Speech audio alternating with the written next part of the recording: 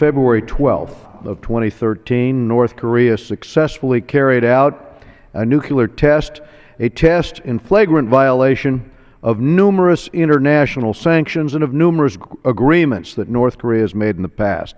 This test, which is the third time that North Korea has exploded a nuclear device, is a stark reminder that Kim Jong-un is determined to develop his nuclear arsenal while depriving North Koreans of their most basic human rights.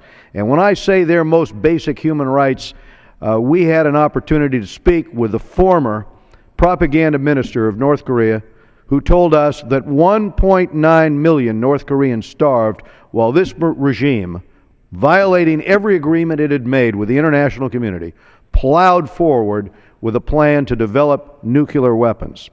North Korea has literally spent billions on its nuclear and its three-stage ICBM program, and that is all money that could have provided enough food to feed this country for years. If you've ever been in North Korea, you see that the children there are malnourished. As a matter of fact, 50%, up to 50% of the children are so malnourished that it is estimated that it's going to affect their future development and their ability to really think conceptually because of the degree of deprivation there.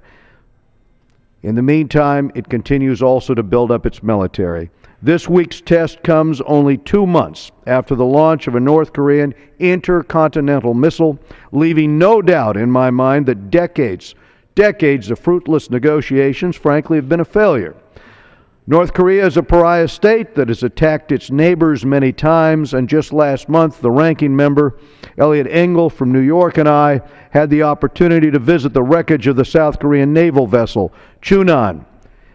And there, we saw the evidence where 46 South Korean sailors lost their lives in 2011, victim to a North Korean torpedo that was fired at that ship. I cannot imagine the anguish that this despicable act has caused for so many of those parents of those young sailors in South Korea. The shared sacrifice that South Koreans and Americans have endured as a result of North Korean aggression is a sacred, inseparable bond between our two peoples. This resolution appropriately stands by South Korea and Japan, our allies in Northeast Asia. As North Korea continues to disregard international norms, it's important for this House to speak out. But we must do more, and in the coming weeks I will introduce legislation that targets North Korea's ability to access hard currency. In my conversations with President Lee Myung-bak of South Korea and President-elect Park Geun-hye, I have always stressed the importance of targeted sanctions so that we can bring about change inside North Korea.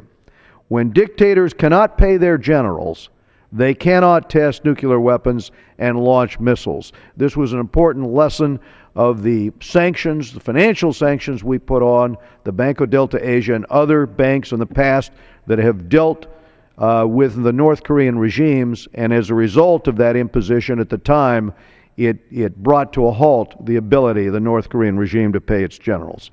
Mr. Speaker, America's policy on North Korea has been a bipartisan failure. We can no longer just hope that North Korea is going to give up its weapons in exchange for aid.